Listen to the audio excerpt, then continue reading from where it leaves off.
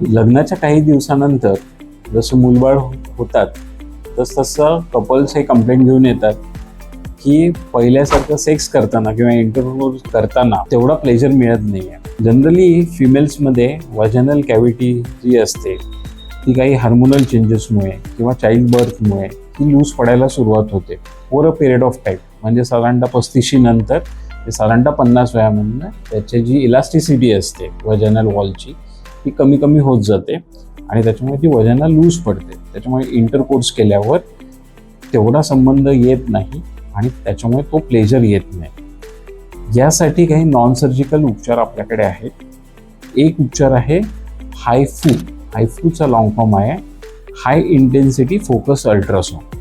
जसा पोटावर अल्ट्रासाऊंड केला जातो तसा एका वजनामध्ये ठेवून 30 ते 35 मिनटं थेरपी दिली जाते. याच्यामध्ये काय होतं, ज्या हाय इंटेन्सिटी फोकस अल्ट्रासाऊंड्स असतात ते वजनाच्या म्युकोजावर आणि त्याच्या मसल्सवर काम करतात आणि त्याला टाईटनेस देतात.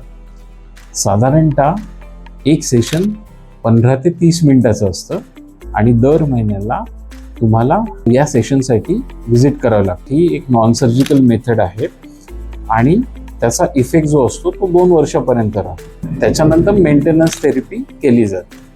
याचे साईड इफेक्ट काही नाही कारण का याच्यात अल्ट्रासाऊंड वापरले जातात. जर तुम्ही सेक्शुअल इंटिमेसीबद्दल जर जागरूक असाल किंवा तुम्हाला तेवढा प्लेजर मिळत नसेल तर डेफिनेटली तुम्ही ही थेरपी करून घेता.